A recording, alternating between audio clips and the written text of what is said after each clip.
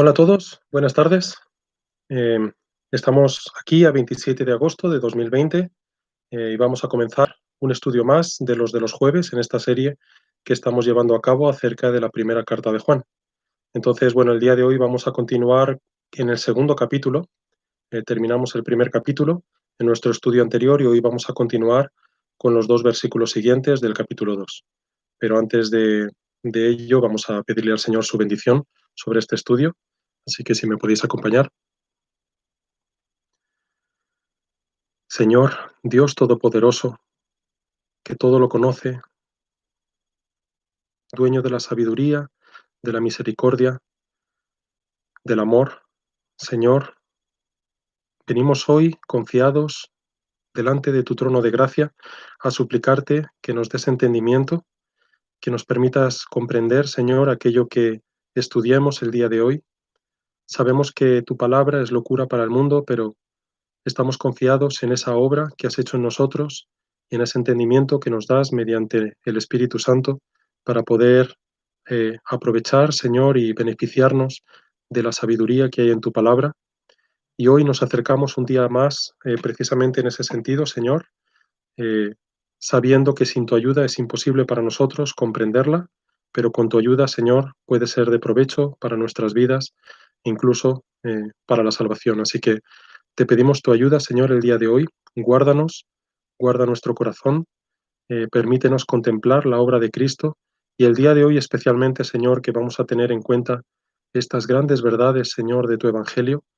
Ayúdanos, Señor, para que no nos desviemos de tu camino, que no nos desviemos de tu palabra, que no enseñemos cosas que tú no pretendías comunicarnos y que tampoco nuestros corazones atesoren aquello que no sea conforme a tu voluntad.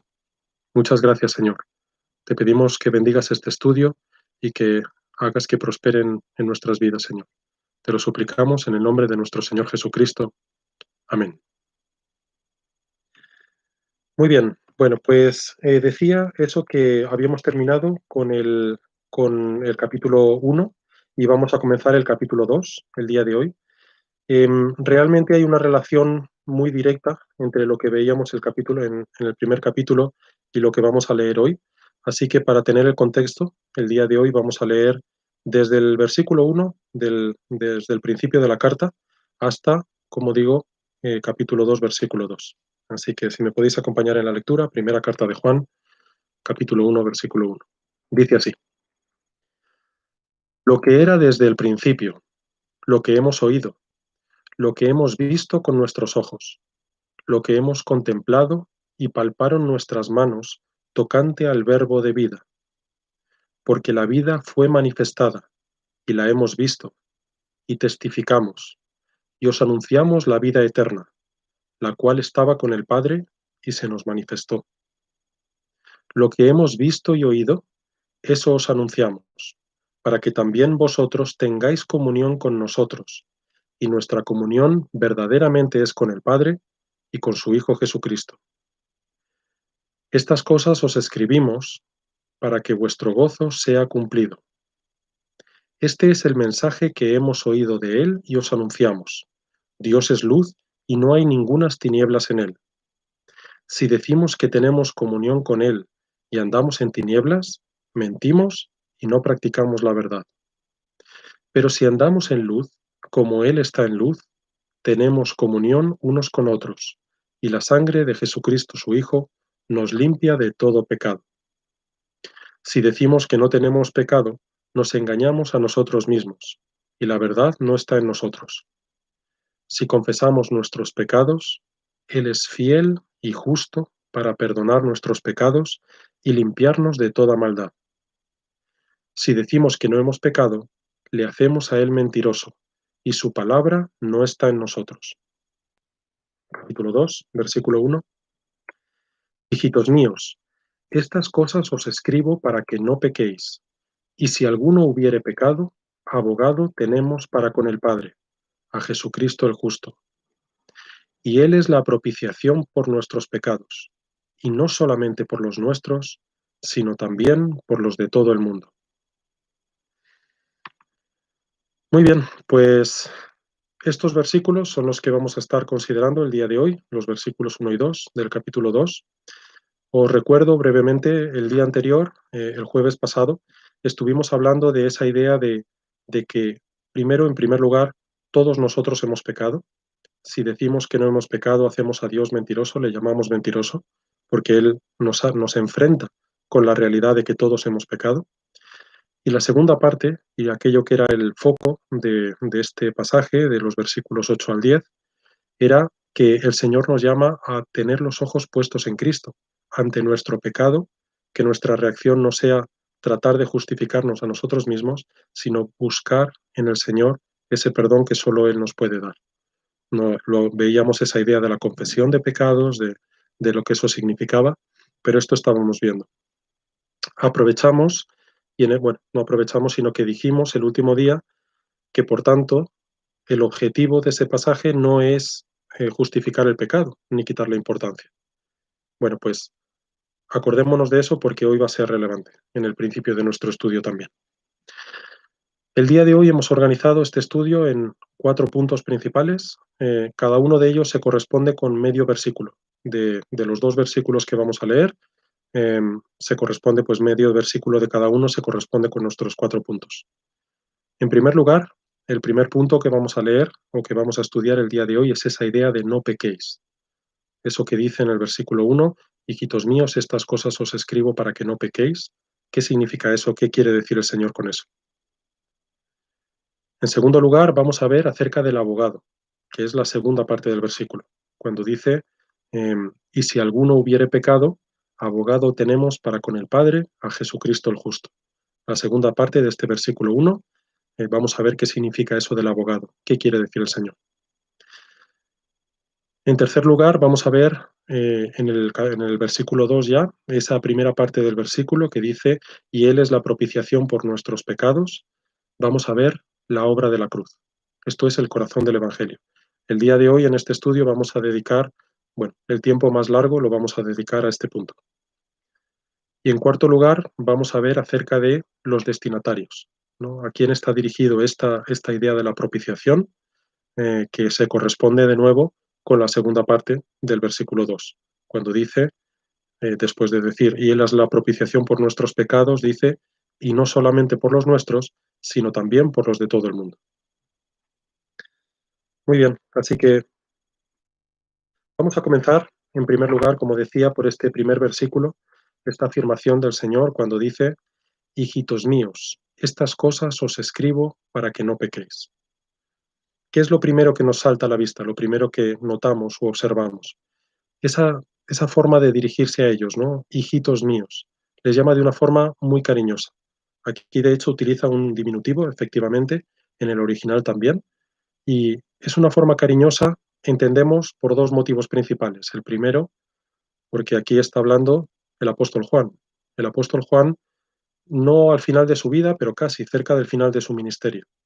En ese momento era una persona ya de una cierta edad que llevaba muchos años caminando en los caminos del Señor y probablemente aquellos a los que se dirige estaban por detrás de él en edad, por un lado, pero también en experiencia, ¿no? Entonces, de ahí esa forma diminutiva, cariñosa, pero por algo más, no solo por eso. También vemos aquí que hay un vínculo de amor. Aquellos a los que le escribe la carta están vinculados por el Evangelio. Cuando dice ese hijitos míos, se nota que hay ese vínculo entre él y aquellos que van a recibir la carta físicamente y en un sentido con nosotros que recibimos la carta y la leemos y la estudiamos a día de hoy también.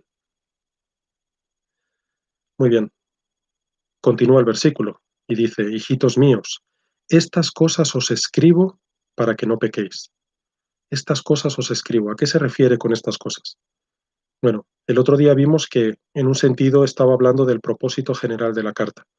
Pero cuando dice estas cosas os escribo, aquí se está refiriendo también al contexto inmediato, ¿no? Está hablando de aquello de lo que acaba de hablar justo antes y también aquello que va a venir justo después. En los versículos anteriores veíamos y leíamos esa referencia al pecado y en quién tiene que estar puesta nuestra esperanza, esa idea de que todos hemos pecado, eso a modo de aclaración, pero también lo que va a venir después, lo que dice justo en el versículo 2 y Él es la propiciación por nuestros pecados, y no solamente por los nuestros, sino también por los de todo el mundo. Así que aquí tenemos al Señor que continúa hablando mediante Juan de este problema del pecado. Por eso lo tenemos aquí, eh, esa especie de jamón del sándwich, ¿no? Que nos habla de lo que está antes y lo que está después, y en medio nos encontramos una advertencia sin la cual se puede malinterpretar todo este pasaje. Es una advertencia importante. ¿Y la advertencia cuál es? Para que no pequéis. ¿Qué quiere decir eso? Con estas palabras el apóstol, en primer lugar, nos está llamando a vivir vidas santas, obviamente. Estas cosas se han escrito para que no pequemos. Sois cristianos, vivid conforme a esa obra que el Señor Jesucristo ha hecho en vosotros. Vivid vidas santas, apartados de pecado. Pero también está la advertencia de lo contrario, es explicar que este pasaje en su conjunto no está escrito para que nosotros ni le quitemos importancia, ni justifiquemos nuestro propio pecado, ni pequemos libremente pensando que no tiene importancia o que a Dios no le desagrada el pecado. Todo lo contrario. Estas cosas se han escrito para que no pequéis. ¿Sí? Esta es una advertencia para eso, esa doctrina que conocemos, que nos han enseñado en la congregación, nos han nombrado varias veces, esa idea del antinomianismo, eh, de vivir vidas en las cuales consideramos que la voluntad de Dios no tiene importancia ninguna porque ya se ha hecho esa obra de Cristo en nosotros, por tanto podemos vivir como demonios, podemos vivir como impíos en el mundo, que no significa nada. Y el Señor nos dice, cuidado, porque si así vivís, a lo mejor es que no me conocéis y no hay esa obra en vosotros. Así que bueno, esto a modo de advertencia, el Señor mediante Juan nos da esta advertencia, nos dice, cuidado, no utilicéis de manera inapropiada este pasaje, desde el final del capítulo 1 hasta este principio del capítulo 2. Esto no se ha escrito para quitarle importancia al pecado, no se ha escrito para justificarlo, para decir que no es grave, eh, para ninguno de esos propósitos. No es un salvoconducto para pecar. Esto no se ha escrito para tranquilizar nuestra conciencia, ¿no? Que cuando lo leamos, como algunos lo hemos leído durante una buena época, durante algunos años incluso, que leíamos este pasaje diciendo, bueno, si todos pecan, ¿qué problema hay? ¿No? ¿Qué problema hay en que yo peque? Bueno, este no es el propósito, ¿no? Tranquilizar nuestra conciencia no era el propósito de este pasaje, sino llevarnos a Cristo. Este es el centro del pasaje. Muy bien. ¿Y a quién se apunta? A este Jesucristo. Se apunta a nuestro abogado.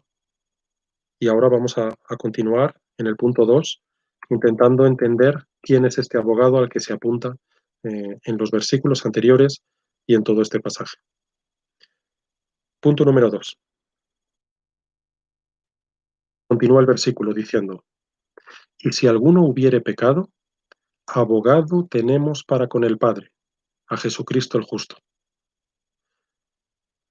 Muy bien, ¿cuál es esta palabra? Esta palabra que se utiliza aquí, abogado, ¿cuál es la palabra en griego original? La palabra original es la palabra paracletos. Es una palabra con la que, en cierto sentido, estamos algo familiarizados, ¿verdad?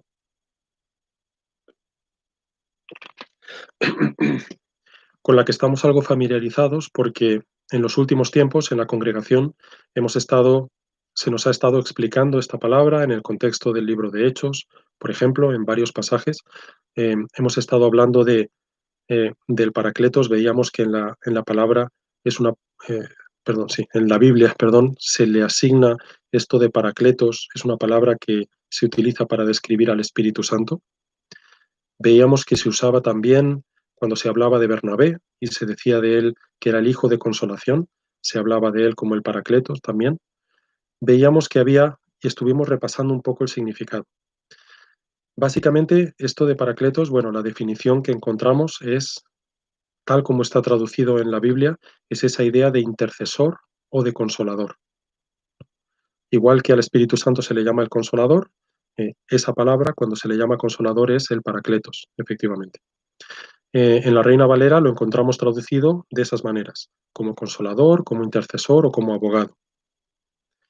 ¿Qué era, para recordaros, porque creo que hace no mucho lo explicaron nuestros pastores en la congregación, qué era el paracletos originalmente? ¿Para qué se utilizaba esta palabra? Pues el paracletos era aquel abogado familiar, era aquella persona que cuando la familia tenía problemas, sea legales o con las administraciones, era aquella persona a la que se llamaba para que estuviera de pie al lado tuyo, no solo apoyándote en ese momento desde el punto de vista emocional, sino incluso intercediendo por ti delante de las autoridades si era necesario. Esa era la idea del Paracletos originalmente, ese que está al lado tuyo, de pie, sosteniéndote, ayudándote, confortándote, sí, pero también intercediendo por ti. Aquí, en cambio, no lo tenemos aplicado directamente al Espíritu Santo. Vemos que no se habla en este pasaje. Justo se está hablando del Señor Jesucristo. Dice, y si alguno hubiere pecado, abogado tenemos para con el Padre a Jesucristo el justo. Jesucristo el justo es al que se llama aquí el Paracletos. Y por el contexto, entendemos que a lo que está haciendo referencia es a que Jesucristo tiene esa labor de intercesor entre nosotros y el Padre. Vamos a ver un versículo que nos hace entender cómo efectivamente el Señor Jesucristo es este Paracletos. En Juan capítulo 14, versículo 16, habla, dice así, está hablando el Señor Jesucristo, Juan capítulo 14, versículo 16, dice el Señor Jesucristo, y yo rogaré al Padre, y os dará otro consolador, para que esté con vosotros para siempre. ¿Sí? Esta idea de os dará otro consolador, entendemos otro paracletos, sabemos que el Señor Jesucristo tiene esa labor de paracletos y por el contexto entendemos que es esa labor de intercesión delante del Padre, de estar abogando por nosotros delante del Padre. ¿Por qué es necesario? Si lo traducimos como abogado y efectivamente llegamos al acuerdo de que, bueno, intercesor significa aquel que nos defiende en un sentido y por tanto la traducción como abogado es una buena traducción. La pregunta siguiente que nos deberíamos hacer es, ¿por qué necesitamos un abogado? ¿No? Em, pues necesitamos un abogado por nuestro pecado, ¿no? Y porque el Señor es el juez, y es el juez que nos juzgará un día. En Hebreos, en el capítulo 12, en el versículo 10, Hebreos 12, 23, habla del Padre de esta manera. Dice, Dios el juez de todos. Ahora ya tenemos más claros los elementos de este juicio. Si Dios es ese juez, efectivamente necesitamos un abogado delante de Dios, sabiendo quiénes somos. Pero incluso teniendo un abogado, viendo lo que hemos leído en el capítulo 1, ¿qué esperanza tenemos en ese juicio? ¿Cuál es nuestra esperanza? ¿Qué esperanza podemos tener en una causa o en un juicio en el cual sabemos claramente que somos culpables? Lo leímos lo acabamos de leer en el versículo 10, por ejemplo, del capítulo 1. Si decimos que no hemos pecado, le hacemos a él mentiroso y su palabra no está en nosotros. O sea, hemos pecado. Sí hemos cometido el crimen. Somos culpables de aquello de lo que se nos acusa. Y el problema sigue aumentando. No solo es que seamos culpables, es que además vamos a comparecer delante del juez que lo sabe todo, que es omnisciente, y además el juez que dice que de ninguna manera tendrá por inocente al culpable. Entonces, ¿cuál es nuestra esperanza? Si realmente somos culpables, sabe todo lo que hemos hecho como parte de nuestra culpabilidad y de ninguna manera tendrá inocente al culpable, ¿cómo podemos tener esperanza? ¿Qué argumento podríamos darle a nuestro abogado para que lo utilizara en nuestra defensa y nos libráramos? Tenemos, bueno, a día de hoy en los juicios ocurre, ¿no? ¿Cuál es una de las formas en las que un criminal o incluso una persona que está sometida al juicio y no lo es, se libra de la sentencia? Bueno, teniendo una coartada, ¿no? Cuando tiene una coartada y una explicación de por qué no cometió el crimen, por qué no participó en él. Pero nosotros no tenemos coartada, no podemos esconder delante de Dios quiénes somos y lo que hemos hecho. Entonces, ¿qué coartada podemos proporcionar a nuestro abogado para que la utilice en el juicio y nos libre? Bueno, la respuesta es ninguna. No podemos darle ningún argumento, pero lo que sí que podemos es confiar en ese abogado. Ese abogado es el único que tiene la capacidad de en ese juicio hacer que se nos declare inocente. Y las razones son principalmente tres. Este abogado del que estamos hablando, que es Cristo mismo, en primer lugar es diferente a todos los demás por su persona y por su posición. Decimos, es Jesucristo, el Hijo de Dios, es el ungido por el Padre precisamente para este propósito, para este oficio de mediador e intercesor. Eso es algo que nadie más tiene, ni nosotros mismos, ni nadie que nos quiera defender. Nadie puede hacer eso por nosotros porque el único ungido de Dios y ungido y escogido específicamente para esta tarea fue el Señor Jesucristo. Así que es por su persona y posición, en primer lugar. En segundo lugar, este Señor Jesucristo, bueno, el Señor Jesucristo es el único abogado posible porque es el único que tiene la cualificación adecuada para este oficio. ¿Sí? Igual que para estar en un tribunal se necesita una licenciatura en Derecho, bueno, del mismo modo, Él es el único que tiene la capacidad de ser nuestro abogado, porque como acabamos de ver en este versículo que hemos leído, Él es Jesucristo el justo. Es el único que realmente es justo ante el juez, el único que fue justo hasta la muerte y cuya justicia es la base desde la cual el abogado puede argumentar ante el juez. ¿Quién hay que pueda afirmar lo mismo? Que es eh, Guillermo el Justo. Nadie puede decir eso de sí mismo porque todos sabemos que no somos justos, que no hemos vivido una vida sin pecado. Pero el Señor Jesucristo sí, Él es Jesucristo el Justo. Y en tercer lugar, además de ser el mejor y el abogado perfecto por su persona y posición y por su cualificación para ese oficio, además es que es el único que tiene un argumento imbatible. El único argumento admisible y que es de valor delante de Dios es el que el Señor Jesucristo puede presentar y que emplea ante el juez, que es la idea de que Él es la propiciación por nuestros pecados. ¿Sí? Ese es el argumento. Y eso es lo que le diferencia de todos los demás. Muy bien, con esto terminamos nuestro punto 2 y nos vamos a dedicar a lo que va a ser el foco principal de nuestro estudio el día de hoy, que es esa idea de la propiciación, el punto 3, la obra en la cruz.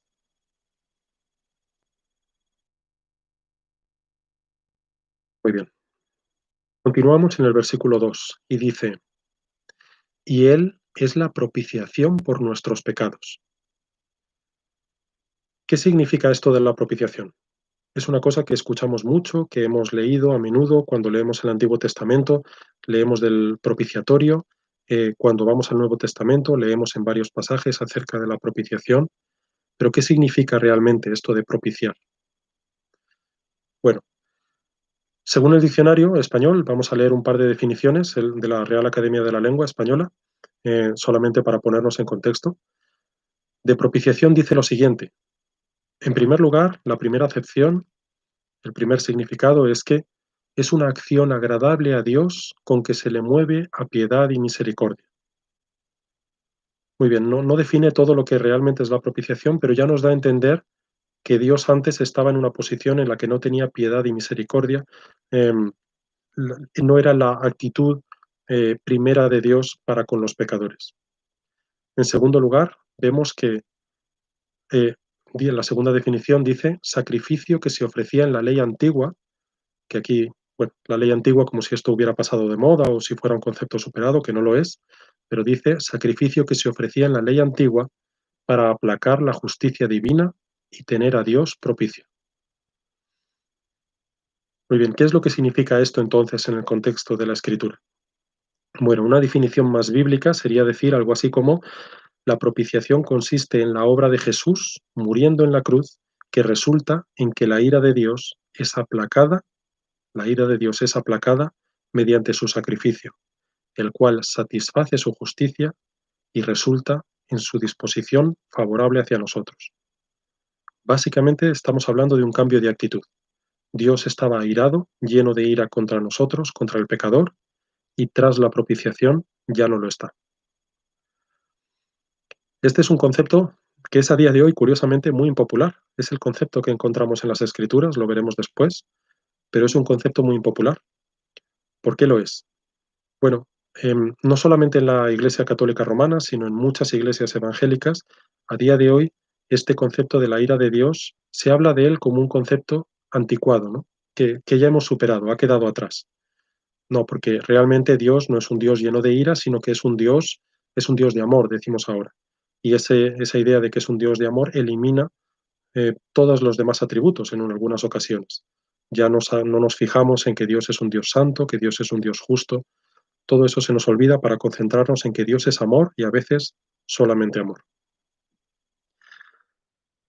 En muchas ocasiones, queriendo quitarle hierro al hecho de que la palabra ira y diferentes conceptos de la ira aparecen por todas partes en la Biblia, se trata de darle un significado diferente a la ira.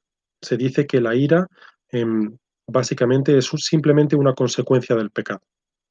¿Sí? Hablamos de la ira como eh, del mismo modo que nos quemamos, por ejemplo, pues si ponemos la mano sobre el fuego, nos quemamos y es una consecuencia, es una ley natural prácticamente, es una ley física. Bueno, pues del mismo modo, la ira de Dios no es más que la consecuencia del pecado, pero el Señor no está implicado en eso. En un sentido no le importa, no es una actitud personal y soberana de Dios. No tiene nada que ver con eso, sino que es simplemente, bueno, una forma que tiene la Biblia de hablar de las consecuencias eh, sin ninguna pasión, sin ningún entendimiento del pecado que hemos cometido.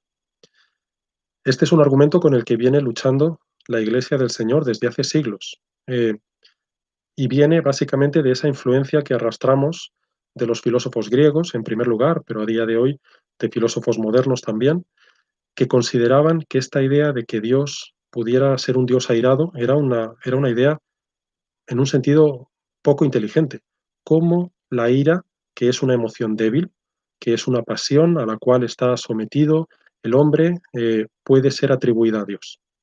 ¿Sí? Esto es, el argumento principal es este, se dice, no, no, el Señor, Dios, ese Dios todopoderoso, no puede ser un Dios de ira, que tenga ira, porque, porque no se corresponde a la naturaleza de un Dios que es inmutable, por ejemplo. ¿Por qué dicen esto? Bueno, en primer lugar, porque no han entendido cuál es el concepto de la ira de Dios de las Escrituras, que vamos a ver ahora. Y en segundo lugar, porque están o hemos estado dispuestos a ignorar que es un concepto que está en toda la palabra de Dios, tanto en el Antiguo como en el Nuevo Testamento. Está por todas partes. Si quitamos la idea de la ira de Dios de las Escrituras, entonces ya no es la Escritura, es otra cosa diferente. Sí, es otro libro. Muy bien, así que vamos a repasar estas dos ideas. Esta idea de el concepto de la ira de Dios, en primer lugar, y en segundo lugar, vamos a ver cómo la podemos encontrar en las Escrituras, esta idea, esta noción de la ira de Dios. ¿Qué es lo que pensamos o qué es lo que hemos pensado estando en el mundo y a día de hoy todavía muchísimas personas que piensan cuando, cuando tratan de imaginarse la ira de Dios? Bueno, lo único que hacen es imaginarse la ira de Dios en ellos mismos, perdón, la ira de Dios, la ira en ellos mismos y luego expandirla hasta un nivel infinito y llevarla a un ser sobrenatural y todopoderoso que es Dios mismo. Básicamente es como nuestra ira, pero multiplicada por 1.000.000, bueno, por infinito. Pero esto realmente no es así. Tenemos que tener en cuenta que la ira en nosotros está afectada por el pecado. ¿Qué vemos cuando nosotros nos airamos? Esa idea que dice el Señor, airaos, pero no pequéis. ¿Qué vemos realmente cuando nosotros nos llenamos de ira? Bueno, vemos que en nosotros hay una actitud caprichosa en muchos casos.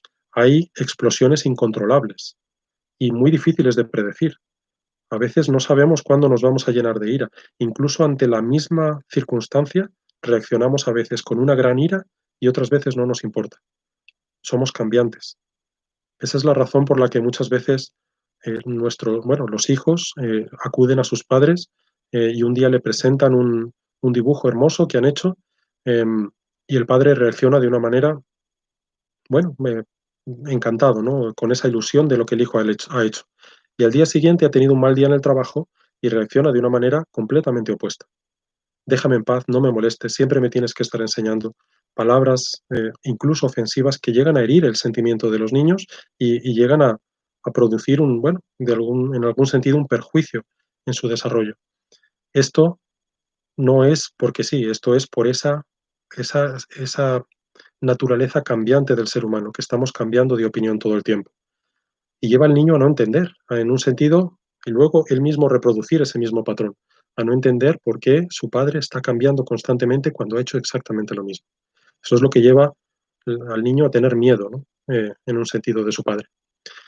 La ira de Dios no es eso, la ira de Dios no es más que su constante y firme oposición a todo lo que es malo. Dios no va cambiando, Dios no tiene explosiones cuando se sorprende por la maldad del hombre, Dios lo sabe todo. Él está opuesto de manera constante y firme a todo lo que es malo, a todo lo que se opone a él. Veíamos en el capítulo anterior, justo leímos ese versículo, ¿no? Esos versículos que decían, Dios es luz y no hay tinieblas en él. Esto es importante, es Dios es luz y en él está todo lo bueno, decíamos, y todo lo que es malo no pertenece a él y es opuesto a él. ¿Sí?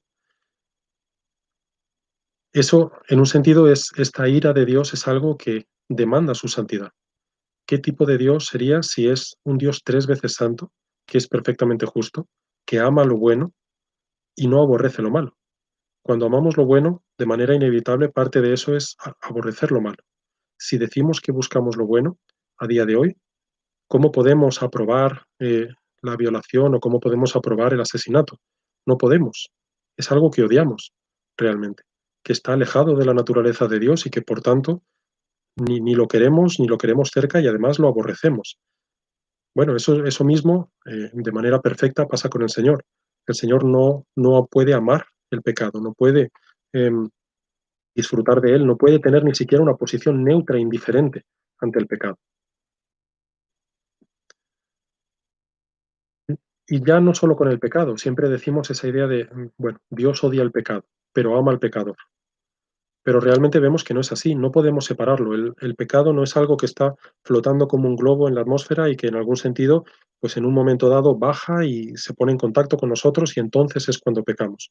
No es algo fuera de nosotros, es aquello que nosotros cometemos. No se puede entender el pecado sin el pecador. Así que, tal y como vemos, no se puede decir que el Señor odia el pecado pero ama al pecador. No es bíblico. Muy bien. Esto con respecto a esa primera idea de la ira de Dios, ¿no? ¿Qué es la ira de Dios? Bueno, ese es el concepto. No es la ira, nuestra ira multiplicada, sino que es esa oposición constante y firme de parte del Señor que va a resultar en la consecuencia de la condenación para aquellos que no han creído en el Señor Jesucristo. Pero efectivamente hay una diferencia, ¿no? Y en segundo lugar, decía, vamos a ver un poco esa otra piedra de tropiezo, y es la que para aquellos que enseñan que esta no es un concepto que esté en la Biblia. Vamos a ver la presencia en las Escrituras de esta idea de la ira de Dios. Decíamos, está por todas partes, ¿no? Toda la Biblia, toda la palabra de Dios eh, encuentra, se encuentra, perdón, en toda la palabra de Dios esta idea de su ira. Por ejemplo, en el Antiguo Testamento se utilizan más de 20 palabras diferentes, solo en el Antiguo Testamento, más de 20 palabras diferentes para describir la ira de Dios.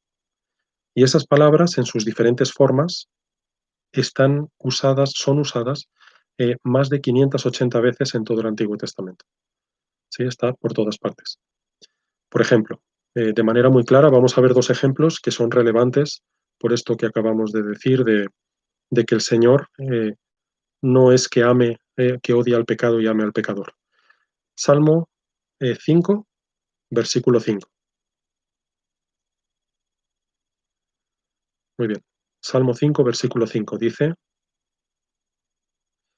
los insensatos no estarán delante de tus ojos, aborreces a todos los que hacen iniquidad. Los insensatos no estarán delante de tus ojos, aborreces a todos los que hacen iniquidad, hablando de Dios. Hay una separación inevitable. El Señor aborrece a aquellos que hacen el mal.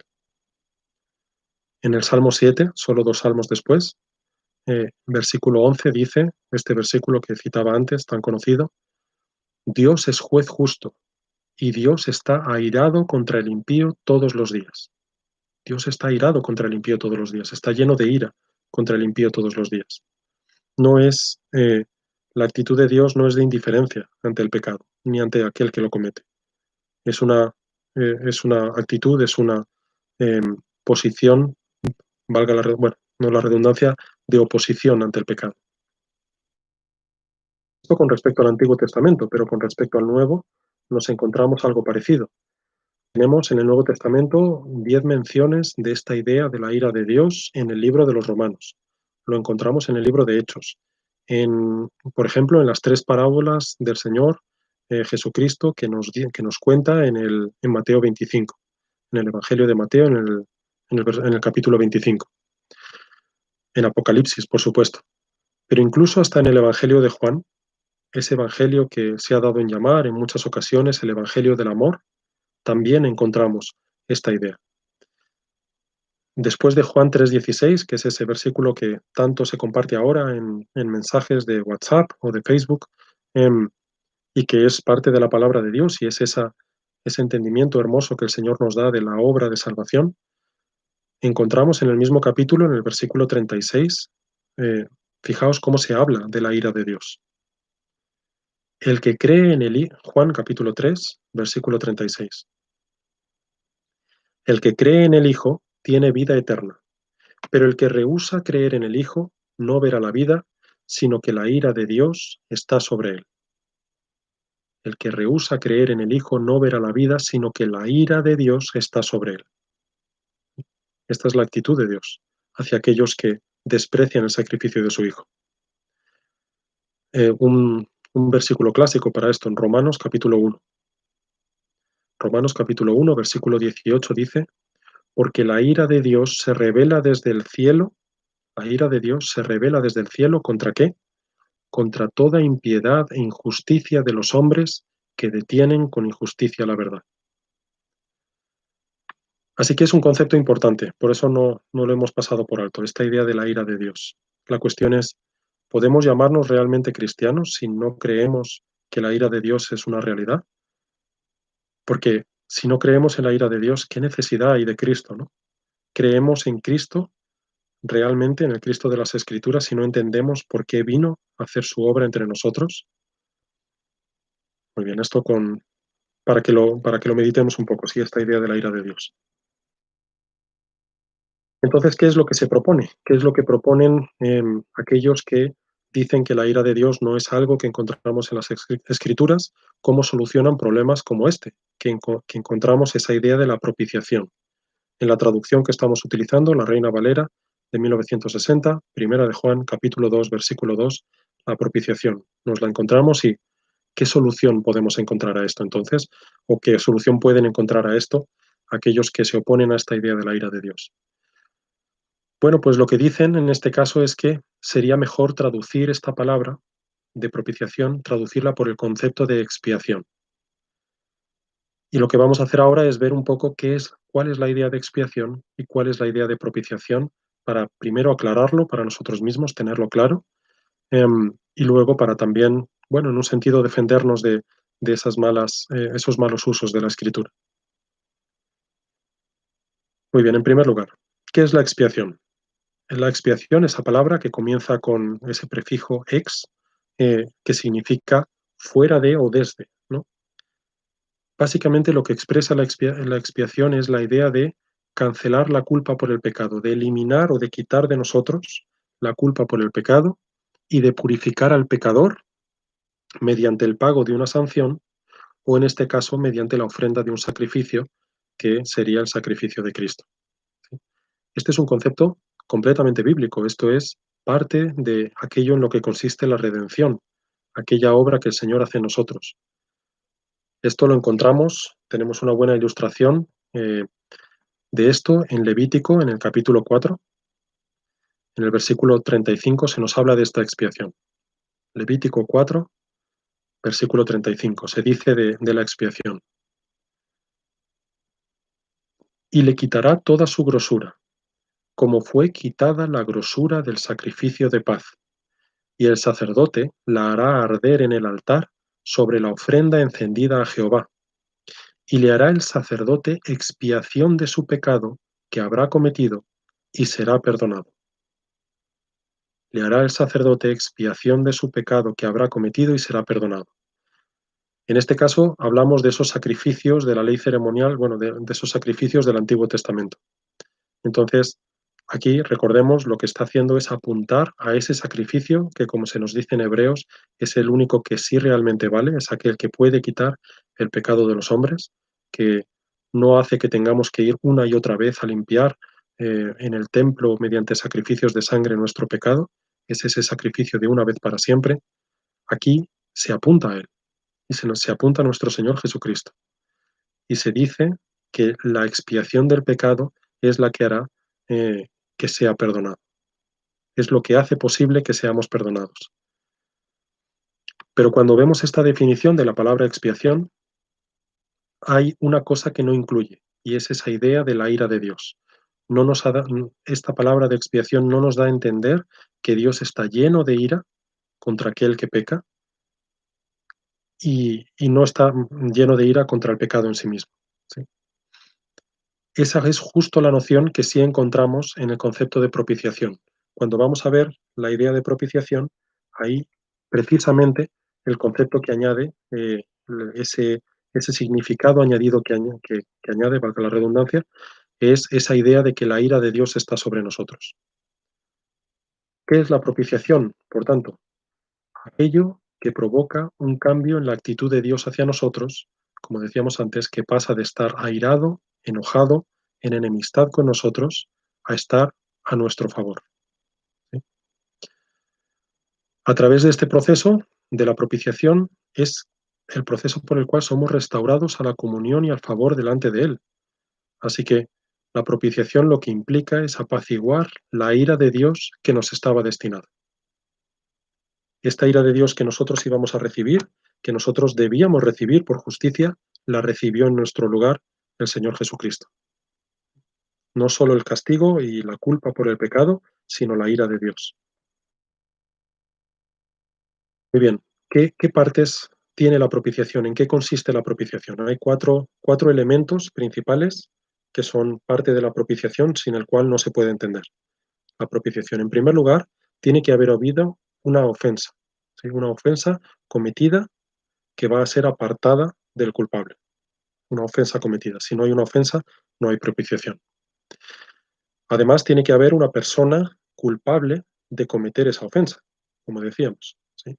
Una persona que es la que ha cometido la ofensa y la que, en este caso, estamos hablando del pecado, y que en este caso somos nosotros, ¿no? Somos aquellos que hemos cometido la ofensa contra Dios. En tercer lugar, otro elemento de la propiciación es que una persona ofendida, es la persona ofendida que debe ser pacificada. Hay alguien que recibe esa ofensa que nosotros cometemos y que, eh, como parte de esa propiciación, tiene que ser pacificada. Y por último, el cuarto elemento, que bueno, en este tercer caso, esa persona es Dios, ¿no? Él es el ofendido por nuestro pecado. Él es contra el que hemos pecado, en primer lugar y sobre todo. Y en último lugar, la propiciación requiere un sacrificio para que se pueda llevar a cabo el resarcimiento o la reparación de esa ofensa. Sin ese sacrificio o sin esa ofrenda, no es posible que haya una propiciación, que haya un resarcimiento o una reparación. Que en este caso, como hemos hablado antes, es nuestro Señor Jesucristo mismo. Vamos a ver un par de menciones de esta idea de la propiciación en el Nuevo Testamento. ¿Sí? Vamos a ver cómo se menciona en esta misma carta, en Primera de Juan, en el capítulo 4, y a continuación vamos a ver en Romanos 3. Pero comenzamos con Primera de Juan, capítulo 4, vamos a leer el versículo 10. Dice así, Primera de Juan, capítulo 4, versículo 10. En esto consiste el amor, no en que nosotros hayamos amado a Dios, sino en que Él nos amó a nosotros y envió a su Hijo en propiciación por nuestros pecados. Aquí vemos una cosa muy importante que vamos a comentar más en profundidad ahora, que es la autoría de esa propiciación. El Señor que nos amó envió a su Hijo en propiciación por nuestros pecados. Esta misma idea la encontramos en Romanos capítulo 3, versículos desde el 21.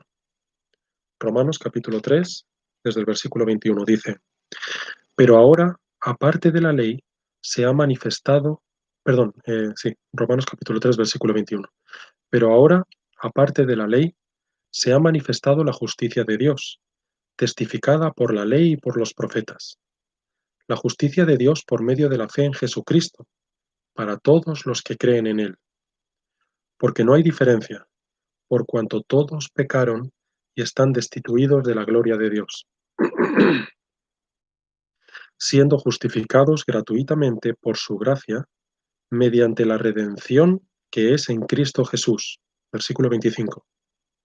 A quien Dios puso como propiciación por medio de la fe en su sangre. A quien Dios puso como propiciación por medio de la fe en su sangre para manifestar su justicia a causa de haber pasado por alto en su paciencia los pecados pasados. Aquí vemos, ¿no? Tenemos un poco más de detalle de esta idea de la propiciación en el versículo 25. Dice que Dios puso como propiciación, otra vez esa idea de que Dios es el autor de esa propiciación, que es por medio de la fe en la sangre del Señor. ¿Qué significa eso? Bueno, en su vida y en su muerte. Eso es en su sangre. ¿Sí? En su vida, en su muerte, en su resurrección, en eso vemos que aquellos que tienen fe en su sangre, que aquellos que tienen fe en la vida, muerte y resurrección del Señor Jesucristo, son aquellos en los que el Señor lleva a cabo esa propiciación. Se produce esa propiciación por medio de la obra de Cristo. Así que, bueno, ahora que hemos hablado un poquito de estos dos conceptos, de expiación por un lado, de propiciación por el otro, ¿cuál es la realidad entonces? ¿Cómo podemos explicarlo? Bueno, ni uno se puede descartar ni el otro. Ambos elementos, tanto la expiación como la propiciación, son imprescindibles en nuestra reconciliación con Dios, pero no significan exactamente lo mismo. Una forma de decir esto, una forma de explicarlo, de explicar la relación entre expiación y propiciación, es decir que el resultado de la obra de la expiación de Cristo es la propiciación que cambia la actitud de Dios hacia el pecador. Esa es la diferencia. La expiación, esa obra de expiación, produce también la propiciación que cambia la actitud de Dios hacia el pecador. Es el resultado en un sentido de la obra de expiación. Muy bien. Esto con respecto a esta idea de la propiciación. Quiero hacer una observación importante, y es que con esto no queremos decir que lo que Jesucristo tuvo que hacer delante de Dios es persuadirle de aquello que Dios no quería hacer, y en un sentido le obligó, le torció el brazo. No quiere decir al Padre, no quiere decir que cambió su mente tampoco, que tuvo que cambiar la mentalidad de Dios y la decisión soberana. En primer lugar, porque Dios es inmutable, Dios no cambia, ¿no? Y en segundo lugar, porque Él mismo es el autor de la obra, como acabamos de mencionar un par de veces. Él mismo es el que proporcionó el sacrificio para que esto fuera posible. Acabamos de leer en el versículo 25 de la propiciación, pero fijémonos cómo continúa en el versículo 26. Versículo 25: a quien Dios puso como propiciación por medio de la fe en su sangre, para manifestar su justicia, y a causa de haber pasado por alto en su paciencia los pecados pasados. Versículo 26. Con la mira de manifestar en este tiempo su justicia, a fin de que Él sea el justo y el que justifica al que es de la fe de Jesús. Es el Señor mismo el que es justo mediante esta propiciación, sigue siendo justo, no deja de ser justo, no pierde ese atributo por el hecho de haber perdonado al culpable, porque realmente sí castigó el pecado, sí lo castigó en el inocente, que realmente se cargó de nuestros pecados.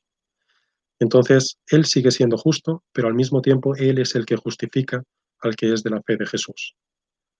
Entonces no hay una oposición entre el Padre y el Hijo, no hay dos opiniones diferentes, es un solo Dios, una sola posición, un solo plan de salvación. Y en ese plan de salvación vemos cómo el Señor es el que justifica, y el Señor el que, habiendo decidido que era necesario un sacrificio, proporcionó él mismo el sacrificio, y es más, él mismo se hizo sacrificio. Muy bien, así que es en esta obra, es justo en esta obra, mediante el Señor Jesucristo, que es esa víctima propiciatoria proporcionada por Dios, ese sacrificio ofrecido al juez para pagar por todas nuestras ofensas, que han sido constantes en nuestra vida. Hemos ofendido la majestad de Dios, su ley, su gobierno, y este sacrificio, esta víctima propiciatoria, esta fe en la sangre del Señor Jesucristo es la única forma, es el único modo de evitar su justa y santa ira sobre nosotros. ¿Sí? Muy bien, esta es la teoría, pero la cuestión es, ¿realmente vemos esto en las Escrituras? ¿Esto se ha cumplido en las Escrituras? Decíamos que el Jesucristo era el único abogado posible y es el único que podía eh, ser esa víctima propiciatoria, ¿no? Pero ¿realmente se ha cumplido? Vamos a comprobarlo. Vamos a comprobar en las Escrituras si Cristo realmente ha llevado a cabo esta tarea o no. Tenemos el anuncio de eso que iba a ocurrir en el Antiguo Testamento. Por ejemplo, en Éxodo 29 se nos habla así de ese cordero, en estos términos. Éxodo 29, versículo 41. Se dice, y ofrecerás el otro cordero a la caída de la tarde, haciendo conforme a la ofrenda de la mañana y conforme a su libación, en olor grato, ofrenda encendida a Jehová. Muy bien, decíamos esta anticipación de aquel que iba a venir, el Señor Jesucristo, que era este cordero, que era, bueno, olor grato y ofrenda encendida a Jehová. Tenemos la confirmación de que Él era esta ofrenda agradable al Señor en el Nuevo Testamento. En Efesios capítulo 5, el versículo 1, vemos esta confirmación de la obra del Señor. Dice Efesios 5, versículo 1, sed pues imitadores de Dios como hijos amados, y andad en amor, como también Cristo nos amó y se entregó a sí mismo por nosotros, ofrenda y sacrificio a Dios en olor fragante. Él es esta ofrenda y sacrificio a Dios en olor fragante. No hay otra ofrenda posible. Y decíamos antes, si Él es esta única ofrenda posible, la pregunta es, ¿ha tenido éxito? ¿Ha podido el Señor, mediante esa ofrenda, mediante presentarse a sí mismo como sacrificio vivo, pudo de verdad tener éxito en apartar la ira de Dios de nosotros? Y la respuesta es que sí. Primera de Tesalonicenses, capítulo 1.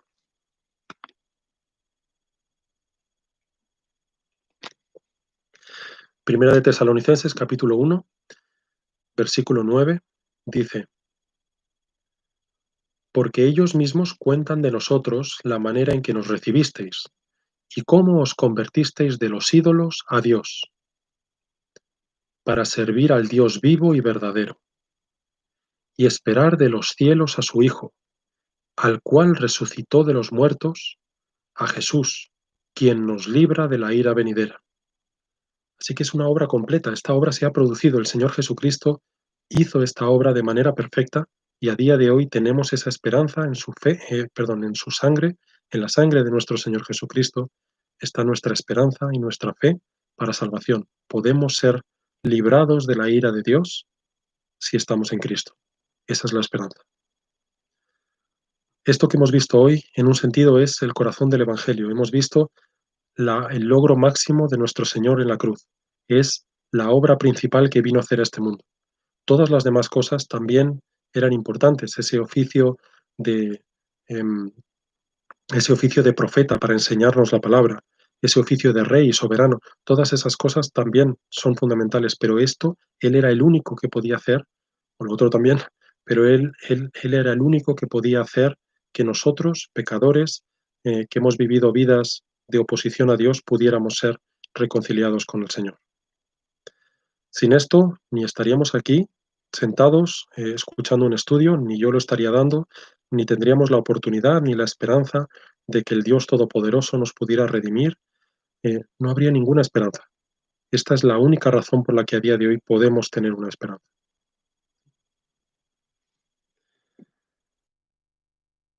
Muy bien, así que, ¿cuál es la aplicación final de esto? Bueno, en primer lugar, estamos llamados a estar confiados solo en este sacrificio de Cristo, en nada más. Ni en, ni en nuestras propias obras, ni en nuestras acciones, ni en la vida que hemos vivido, ni en las muchas veces que hemos ido a la iglesia, ni en la velocidad con la que leemos la palabra, ni en ninguna de esas cosas. Estamos llamados a estar confiados solamente en Cristo, ni en las confesiones de fe, por muy buenas que puedan ser algunas, ni en nada, solo en Cristo. Nada más nos puede reconciliar con el Padre. Pero en segundo lugar, tenemos aquí una, algo hermoso que considerar, y es que si realmente somos cristianos, si realmente el Señor ha hecho esa obra de propiciación en nuestras vidas, por las cuales hemos sido reconciliados con el Padre, esa ira de la que hablábamos ya no está sobre nosotros. Pero no es que no esté sobre nosotros la mayoría de esa ira, es que nada de esa ira está sobre nosotros. Mediante la sangre del Señor Jesucristo, Él recibió la ira y el castigo de Dios en nuestro lugar.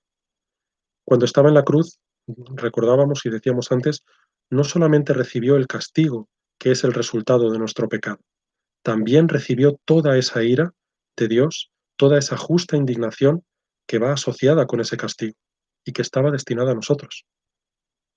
Si a día de hoy realmente somos hijos de Dios, entonces nada de esa ira va a ir a parar a nosotros, y no porque nosotros lo merezcamos, sino por cuán gran Salvador es nuestro Señor Jesucristo. Esa es la razón por la que ya no vamos a recibir nada de su ira. Si somos cristianos, la sangre del Señor Jesucristo es nuestra propiciación plena. Dios no está enfadado con nosotros, ni lo va a estar. A día de hoy se pueden enfadar con nosotros, pueden estar airados, llenos de ira incluso, contra nosotros, aquellos más cercanos, nuestros padres, madres, esposos, esposas, hermanos, pueden estar llenos de ira contra nosotros. Podemos nosotros llenarnos de ira contra nosotros mismos.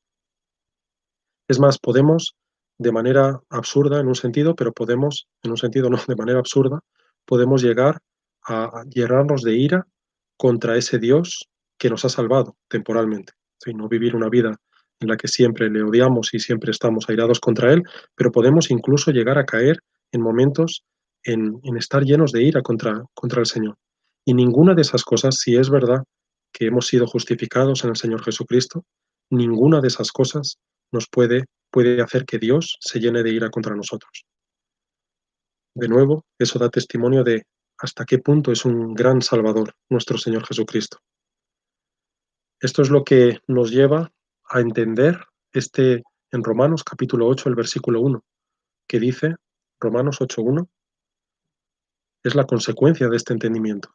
El Señor dice, Romanos 8:1, ahora pues ninguna condenación hay para los que están en Cristo Jesús, los que no andan conforme a la carne, sino conforme al Espíritu. Ninguna condenación. Nos podemos acercar ahora confiados a ese trono de gracia, sabiendo que el Señor Jesucristo pagó por todo aquello que nos estaba reservado a nosotros. Este era nuestro tercer punto acerca de la propiciación, y ya para terminar vamos a hablar del cuarto punto, más breve, que es esta idea de los destinatarios, ¿no? Termina el versículo, este versículo 2 termina diciendo que, bueno, el Señor es la propiciación por nuestros pecados, y no solamente por los nuestros, sino también por los de todo el mundo. Recordemos que habíamos hablado en que esta carta estaba dirigida principalmente a los creyentes de manera general, pero de una manera específica estaba dirigida a algunas personas en ese momento. Y esto nos tiene que hacer reflexionar. ¿Qué significa eso de no solamente por los nuestros, por nuestros pecados? Bueno, pues hay dos teorías para explicar esto. Una creemos que es falsa y la otra es correcta. La primera dice que cuando habla aquí de no solamente nuestros pecados, sino también los de todo el mundo, cuando habla de ese mundo, de lo que está hablando es de todas las personas sin excepción, ¿sí? En otras palabras, por ejemplo, cuando tenemos en Juan 3:16, dice, porque de tal manera amó Dios al mundo, que ha dado a su Hijo unigénito, para que todo aquel que en él cree no se pierda, mas tenga vida eterna. Cuando habla ahí del mundo, está hablando también de todas las personas que hay en el mundo sin excepción. Esto significaría que Dios ha amado a cada persona, uno por uno, de igual manera. ¿A qué conclusiones nos llevaría esto? Bueno, si esto es así, si Dios ha amado a todas las personas, la lógica la lógica de este argumento dice que entonces, si Dios ha amado a todas las personas, ha muerto por todas las personas y por tanto la salvación es posible para toda persona. Y nosotros vemos que hay problemas con esto. Hay unos problemas prácticos, pero sobre todo hay unos problemas con la escritura. En primer lugar, esto lo que significaría es que el amor de Dios es impotente, que ha amado a todas las personas, pero mediante el sacrificio de su Hijo no ha sido capaz de redimirlas a todas. Porque lo que nos dice la experiencia lo sabemos a día de hoy. Vemos a nuestro alrededor cuántas personas mueren sin Cristo, cuántas personas mueren eh, sin considerar esa sangre de su Hijo Jesucristo tan importante como acabamos de leer, y tan necesaria, sin la cual nadie verá a Dios. Bueno, si esto fuera así, la salvación efectivamente sería, bueno, la conclusión natural, perdón, sería que toda persona se salva. Esto, decíamos, contradice nuestra experiencia en el mundo, pero sobre todo contradice la enseñanza de la misma Biblia, que 2 versículos después de Juan 3:16 y de esta idea de que Dios amó de tal manera al mundo, nos dice en el versículo 18, Juan 3:18, el que en él cree no es condenado, pero el que no cree ya ha sido condenado, porque no ha creído en el nombre del unigénito Hijo de Dios. O sea que no es cierto, hay algunos que son condenados y otros que no. Los que son condenados lo son por no creer en el nombre de su Hijo. Si esta es una hipótesis o es una idea con muchos problemas, ¿cuál es la realidad? ¿A qué se refiere con esto de todo el mundo? Bueno, la realidad es que aquí no, como nos han explicado varias veces en la congregación, nuestros pastores, no se refiere a toda persona sin excepción, sino toda persona sin distinción. ¿Qué significa esto de toda persona sin distinción? Bueno, que Dios no ama exclusivamente a un solo, a un mismo tipo de personas, ¿sí? De un mismo país, o de una misma nación, de una misma tribu o cultura, o de una misma época, de un mismo estatus social, de un mismo estatus económico. Dios no ama a todas las personas de un solo grupo, eh, como se quiere hacer entender a veces, sino que cuando dice que el Señor no hace acepción de personas, es que su salvación se ha aplicado a personas de todos los grupos. No hay estatus en nosotros que nos haga más, que haga más probable la salvación. Y ese es precisamente el entendimiento. Es que no depende de nosotros, depende de Cristo. No depende de nada que seamos ni que hagamos. Si no depende de nada que hagamos, tampoco depende de nada que seamos. Así que cuando vemos este versículo 2 en su conjunto, y el Señor dice, y Él es la propiciación por nuestros pecados, y no solamente por los nuestros, sino también por los de todo el mundo, se nos está recordando que toda lengua y nación van a ser redimidos por el Señor, pero en todos los casos la redención solo va a venir por medio del sacrificio de Cristo. ¿Sí? Por eso dice, Él es la propiciación por nuestros pecados, y no solamente por los nuestros, sino también por los de todo el mundo. Independientemente de quién seas, en qué nación estés, en qué lengua hables, cuál sea tu edad, tu posición económica, tu posición, tu educación, todas esas cosas dan igual, que si hay una obra del Señor Jesucristo en ti, si hay una obra del Señor en ti, será por medio del Señor Jesucristo. Como ya leímos el otro día, pero como dice en Hechos, capítulo 4, versículo 12, y en ningún otro hay salvación, porque no hay otro nombre debajo del cielo dado a los hombres en que podamos ser salvos. Muy bien, pues hasta aquí llega nuestra enseñanza de hoy. Hoy hemos estado repasando o tratando de estudiar un poco acerca de esta idea de la propiciación. Recordemos, es una enseñanza central de las Escrituras, es el Evangelio mismo, es la obra que el Señor hizo en la cruz. No hay Evangelio sin esto. Si no entendemos esto es que no hemos entendido la palabra. Así que pidámosle al Señor que nos ayude a reflexionar, a profundizar en esta gran verdad, que es la que constituye la base de nuestra fe, y pidamos al Señor que nos ayude a encontrar en esta idea, en este sacrificio de Cristo, en este fundamento de nuestra fe, que nos ayude a encontrar gozo, descanso, paz, pero también que nos ayude a encontrar ese agradecimiento que nos lleve y que nos impulse a vivir vidas para Él. ¿Sí? Así que con esto lo dejo. Em, Dejamos el estudio aquí, hemos llegado al versículo 2 del capítulo 2. Eh, bueno, animo eso a todos los que nos han estado viendo el día de hoy, que recuerden que tienen una responsabilidad con su iglesia local el domingo. Imagino que la mayoría pertenecientes a la Iglesia Bautista de Alameda de Osuna en Madrid, pero también para aquellos que lo vean, que no estén en Madrid y que tengan sus iglesias locales. Recordamos que esto no es un sustituto de, ese, de esa congregación y de esa comunión con los santos en vuestra iglesia local. Así que vamos a orar para terminar y nos despedimos. Señor, Dios bueno, Dios justo, Dios tres veces santo, Te alabamos, te glorificamos el día de hoy por esa obra de nuestro Señor Jesucristo en la cruz. No había nada que nosotros pudiéramos hacer para defendernos a nosotros mismos en esa corte, en ese juicio que nos estaba destinado, pero tú, Señor, enviando a tu Hijo unigénito a este mundo como propiciación por nuestros pecados, hiciste posible aquello que para nosotros era imposible, y es reconciliarnos contigo. Gracias, Señor, por esa obra de nuestro Señor Jesucristo en la cruz, esa obra milagrosa, ese centro del Evangelio que hace que podamos buscarte, que podamos vivir vidas para ti y que podamos darte honra y gloria con todo aquello que hacemos y que pensamos. Líbranos también de pecado, Señor. Líbranos de, precisamente por agradecimiento, por esa obra de nuestro Señor Jesucristo. Ayúdanos, Señor, apártanos de pecado, apártanos de todo aquello que te desagrada, para que podamos vivir vidas para ti. Muchas gracias por este tiempo de bendición, por este tiempo de estudio, y guárdanos, Señor.